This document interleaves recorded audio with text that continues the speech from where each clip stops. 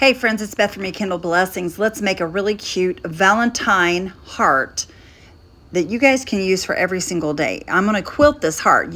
First thing you do is you cut all the way around the perimeter with a box knife.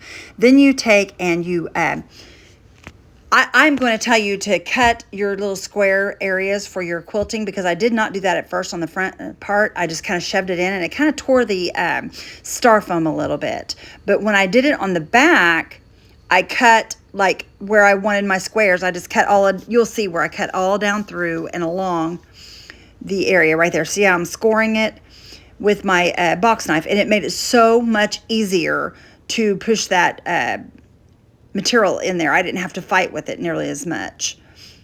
So I would recommend that you do score it if you decide to make one of these. You guys, these are the cutest things I think I've ever seen. I just absolutely love these little quilted hearts. It's just really country. If you like country or primitive decor, or if you just like regular decor, they're really cute sitting around in that regular decor. I really, really like it. Anyway, I'm just tucking that around in there. And I used pinks and reds mostly for the Valentine colors, of course. But you can use any color you want. You can use blues, greens, yellows, purples, whatever you want to use. And the ones that are not pink or red, they have pink or red flowers on them.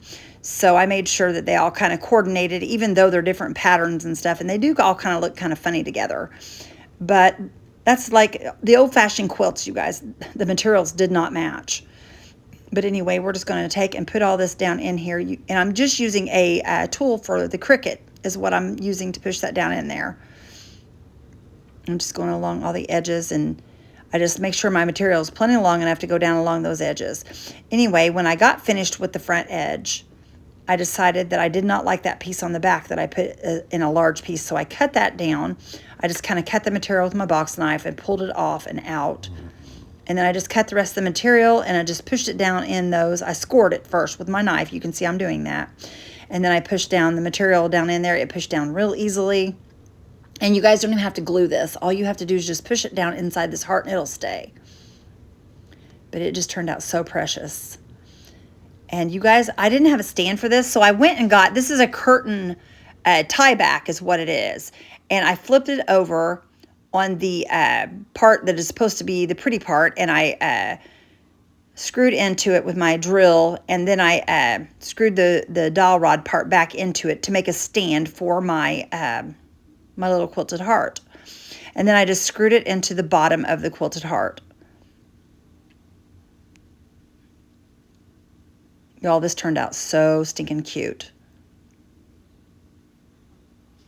Just screw that onto that.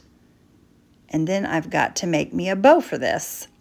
So I went and got my bow stuff after I get it on there real good and tight. I wanted to show you guys how you put it on there. You just kind of screw it onto that screw. Set it down there. You've got to stand for it. And then we're going to make this bow real quick, you guys. I'm just adding some polka dot material or ribbon along with some red and some pink ribbon. And there it is, you guys. Look how precious. I hope you enjoy this. Share this out, y'all. Bye-bye.